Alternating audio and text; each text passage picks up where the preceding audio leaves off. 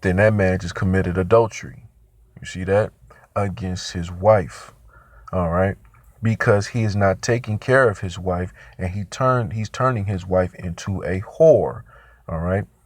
And that's why it says, whosoever marrieth her that is put away from her husband committeth adultery. So now, if brothers are still using the bill of divorcement, right, in an unlawful manner outside of the purpose of the wife committing some form of fornication, whether it be physical or spiritual, you know, then of course, you know what I'm saying, it's what you would call adultery, plain and simple. If you send that woman away, all right, just by y'all just arguing too much or whatever the case may be. Okay. So now, if you're using the bill of divorcement, you know what I mean? Guess what? You send that woman out and she goes and marries another person. That means she is committing adultery, and you go and marry another, you are committing adultery because you're not taking care of that woman that you're supposed to deal with.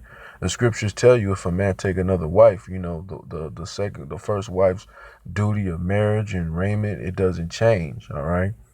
When another wife comes in, everything still goes on like clockwork, her allowance, all of that stuff, you know. But if you're just saying, oh, I'm just gonna, you know what, I don't want you anymore, and just cast that wife off, then that's an abomination in the eyes of the Most High. And that's why you're gonna commit adultery if you marry another, and then, she goes and she lays with another man, then she commits adultery.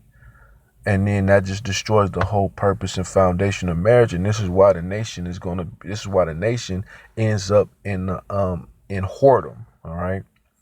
So it's a lot of that going on in Israel, man. Wives leaving wives leaving their husbands, good men, and then men, putting away good sisters. All right, just because they was being lustful. You know, it's sick. It's real sick, man. That's why the Lord said the head is sick. Okay, all the way down to the sole of the foot. The nation is sick. All right. And I'm just speaking about those, man, who fancy themselves to be high-minded and in positions of power and authority and so on and so forth, man. You know, brothers got to really check themselves. Sisters got to really check themselves, man, because whoredom is a serious offense. It destroys families, as you can see. It causes our nation, man, to go into whoredom. And we already know we're in the land of America. This place is full of whoredom. All right. It promotes and venerates this woman, man, in a position of being a whore.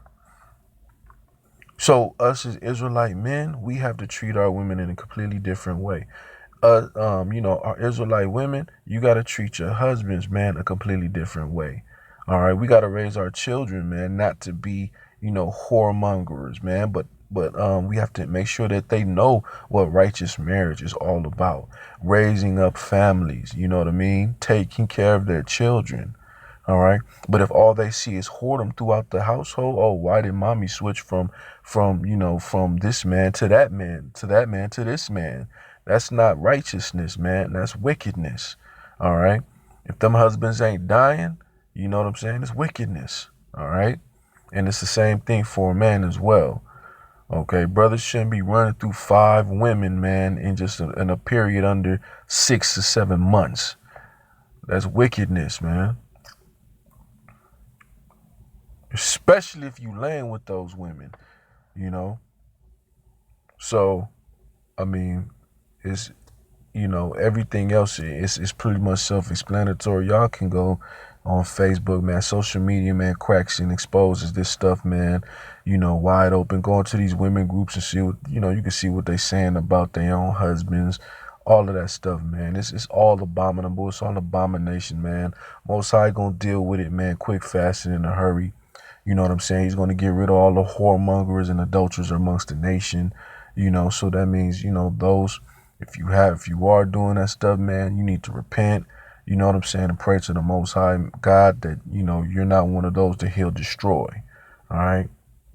So with that, I say shalom and peace.